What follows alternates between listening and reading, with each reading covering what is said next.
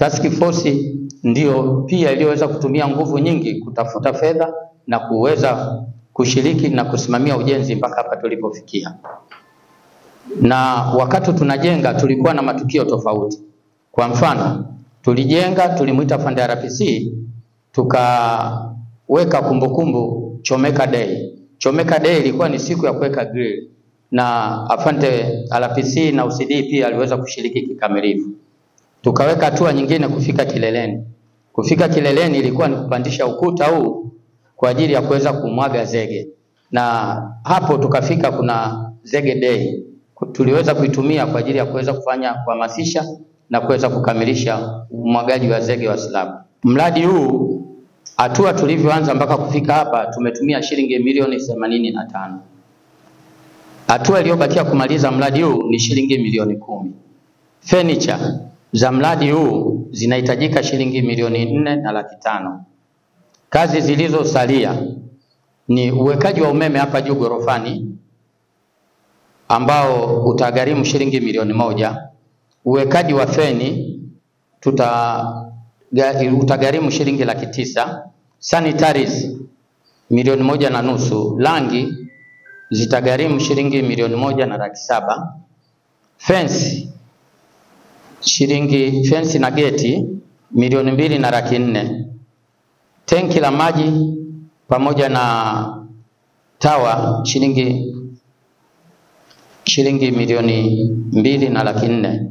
Bango shilingi milioni 1 na furniture shilingi milioni 4.5. Yanayofuata ni kujenga nyumba za askari, kujenga store ambayo ni exhibit rooms, kujenga ofisi ya dawati pamoja na ofisi ya traffic.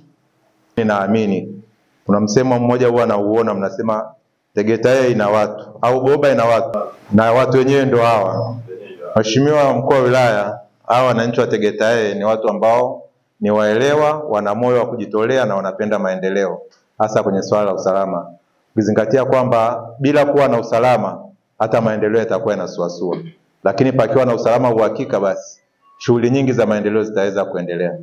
Nianze kwa kusema hongereni sana kwa kutekeleza wajibu wenu wa kizalendo na kuwa na mawazo ya kubuni mradi, lakini yasiishie kuwa mawazo, mmekuja kutekeleza na leo tuna kitu kama hiki kinachoonekana.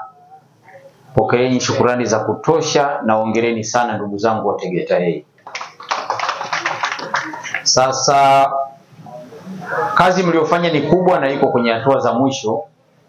Nilikuwa nazungumza na kamati ambayo ndio nyinyi wenyewe mliitanguliza mbele na wadau wengine.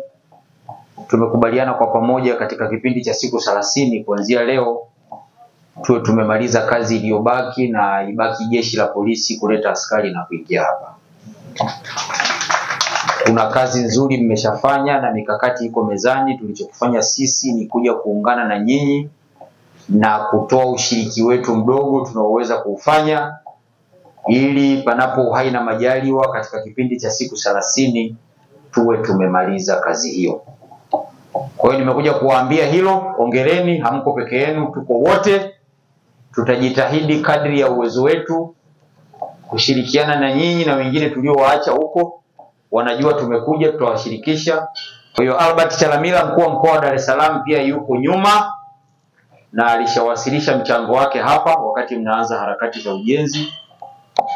Na sisi tunafuata, tunahakikisha mawazo mazuri mlioanzisha tunayamaliza. Kwa ndugu zangu, ndani ya siku 30 kituo tunamaliza.